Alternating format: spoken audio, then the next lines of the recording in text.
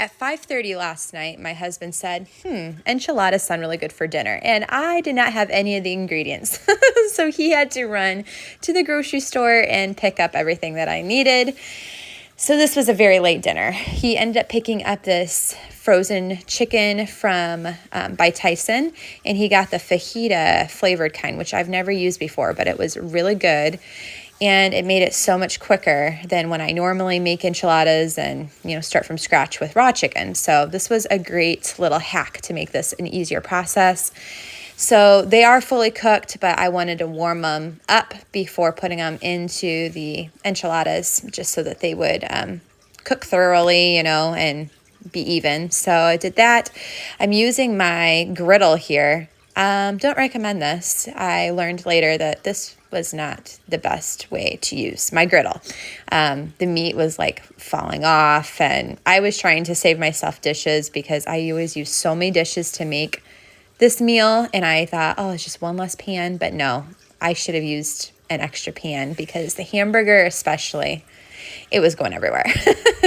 You can see I'm kind of grimacing here because the smell of hamburger is still making me so nauseous, but I have to make both kinds of enchiladas for my family. Half of us like red, half of us like green.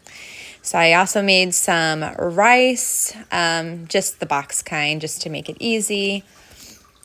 So I got all the chicken all nice and cooked and warmed up, and I set that aside. And then I started seasoning my meat.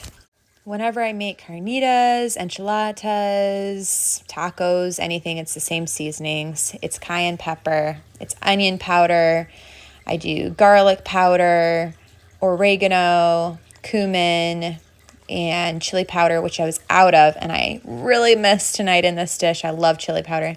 And yes, I've got spices all over my belly because it's protruding out and hitting everything. And then smoked paprika. Smoked paprika is thebomb.com. You have got to use smoked in this recipe. It's so, so yummy.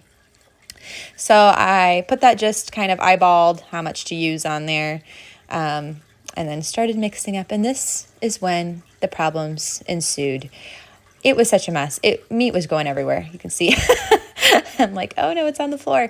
So yes, not using the griddle again to cook ground hamburger. But hey, I saved myself one pan. So, my floor was a mess, but I saved myself one pan. So I mixed that up the best I could. And I got the meat into a bowl so I could assemble the enchiladas later. And then I got started on sauteing some onions. And I love doing veggies on the griddle because they get such good color and such good flavor. So delicious. And normally I would have done this before the meat, so the meat could have taken on some of that flavor, but whatever.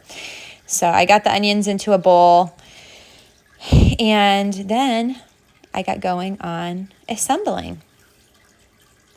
For my chicken enchiladas, my green chicken enchiladas, I just put down some of this cream cheese, a little bit of lime juice mix that I mixed up in my KitchenAid. I spread that out onto the tortilla, and I do the burrito size. Then I added some of those sauteed onions and some green chilies, the chicken, and then I add so much cheese. It's what makes it so good. So good. So don't, be scarce with the cheese. And I just fold in the sides like this. So these are kind of like big. Normally I would make these a little bit skinnier, and then I would have gotten more than one tray of enchiladas for each kind, and probably would have popped them in the freezer because these freeze so well. But I was in a hurry and I just wanted to get it done. So these were huge, and I only ended up eating half of one because they were so filling. So anyway, I got those green ones done, then got started on the red ones with the ground beef. I added some salt to the meat, as you could see. And then what I do first is I add the refried beans to the tortilla. If you don't like beans, you can skip it, but you really don't notice it in there, truly. It just is an extra little bit of protein, makes your meat go a little bit further, and I think it kind of helps everything stick together. So I add the meat, and then I added some just canned tomatoes with chiles in there. And then I add some queso. Yes, this is not healthy. I realize it. You can skip it if you don't want to do that, but it adds a little bit extra flavor, and everyone in my family was noticing it. Even just that little bit noticed it in there and said it was so good. So again, just fold up the sides and roll it and set it aside. So then I like to fry my enchiladas if I have time. Sometimes I just put them in the casserole dish and stick them in the oven, but they do get kind of soggy that way. So when I take the time to kind of fry them like this with just a little bit of avocado oil, I do every side so they get nice and brown and golden and crisp. It just seriously makes the texture so much better. So if you have time, do it. You will not regret it. So I've got this huge griddle now. I haven't had this in the past. It made this job tonight so much easier. I cannot recommend this griddle enough. I've been using it a ton. My husband told me last night, he said, oh, you've definitely gotten your money's worth out of this griddle, because I've been using it almost every night to make dinner. It's awesome.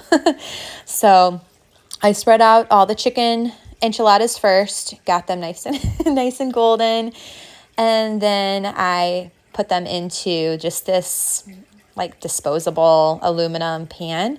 At first I tried some of my casserole dishes, but these were so big tonight. Like I said, they were like more like burrito size that they would not fit. So I got these out. These are what I normally use for when I make like freezer meals and stuff, or like a meal to take to a friend. So I was glad I had these on hand. And John's there coming up to check out everything. So I got those into the dish and barely could squeeze them in, but I made it work. Then I got going on making my ground beef enchiladas. I just sprayed down the griddle once again with some avocado oil. You could use olive oil, use whatever you want. I love avocado oil because it has a high smoke point, and it's just always what I have on hand. Try to put your enchiladas seam down when you are frying them. The cheese on the inside will kind of help seal the seal. And so that helps as you're turning them so stuff isn't falling out. So I did 2 cans of green enchilada sauce on my chicken enchiladas. You can do more if you like them super saucy, but I just did 2 tonight. And then I did so much cheese. So much cheese. It's really good like this, so don't be hating on me. And you can also, if you want, you can grate up your own cheese. But like I said, John told me at 5:30 he wanted enchiladas for dinner. So he didn't get home, I don't think, until like 6:15 from the grocery store. This was a very late meal, so I needed all the help I could. So we definitely did pre-bought shredded cheese tonight. As you are turning your enchiladas, make sure you get every single side golden so that it's not soggy when it goes into the oven with all that sauce. So just do every single side, turn it, get it nice and golden. I'm telling you, the texture of these is so delicious. Take this extra step and fry your enchiladas. You will be so glad that you did. So I got out another one of those disposable pans and I started filling it with the ground beef enchiladas. Again, could barely fit them in here. I'm really kind of kicking myself today because I'm thinking, oh man, if I had made those a little bit thinner, I could have had a couple extra trays of enchiladas to pop in the freezer for another meal, but it is what it is. They were so good. I only had this huge can of red enchilada sauce in my pantry, which is a lot more sauce than I use of the green, but it was fine. These were really saucy. They were really delicious. And then again, I added a heaping ton of shredded cheese. And then baby was there asking for cheese, so he got a little snack. I popped these in the oven at 375 degrees, but about halfway through, I cranked up the heat to 425 to get really nice and golden. Cooked them for about 25 minutes or so. And then when I pulled them out, I topped with sour cream, cotija cheese, some lime juice, and normally I would add a pile of cilantro, but I killed my cilantro plant, so there was no cilantro to be had. You can see they're all nice and golden and so delicious. If you want more recipes like this, then please like this video and be sure to subscribe to my channel.